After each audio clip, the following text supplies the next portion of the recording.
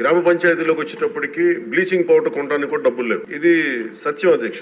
ఇది ఏమైపోయిందంటే కరిమింగిన వెలగపండులా అయిపోయింది. డబ్బులు కనిపిస్తున్నాయి, ట్రాన్సాక్షన్ కనిపిస్తున్నాయి అకౌంట్స్లో, కానీ నిధులు డ్రా చేయడానికి లేవు. దీని మీద ప్రత్యేకించి ఇది ఒక క్వశ్చన్ వల్ల కాదు అధ్యక్ష, దీని మీద గౌరవ సభ్యులందరికీ కూడా నేను తెలియజేసుకునేది, దీని మీద ప్రత్యేకించి ఒక 4-5 గంటల సెషన్ జరగాలి అధ్యక్ష. అలాగే ఎందుకంటే ఇది మీ అందరూ గౌరవ సభ్యులందరికీ కూడా విన్నవించుకున్నాం మన స్పీకర్ గారి ద్వారా. ఇది చాలా లోతుగా అధ్యయనం జరగాలి. దీని మీద ఖచ్చితంగా ఒక వైట్ పేపర్ కూడా తీసుకురావాలని మనస్ఫూర్తిగా కోరుకున్నాం. ఆ ప్రయత్నంలో ఉన్నాం. అదే గౌరవ సభ్యులందరూ తెలియజేస్తున్నాం అధ్యక్షుల ద్వారా. సో 2019 నుండి 24 ఇప్పుడు దాకా 15th ఫైనాన్స్ కమిషన్ సంబంధించినంత వరకు 5,251 కోట్లు గ్రామ పంచాయతీల అకౌంట్లో పడ్డాయి. అలాగే 14వ ఫైనాన్స్ కమిషన్ సంబంధించి 2,336 కోట్లు అకౌంట్లో పడ్డాయి సార్.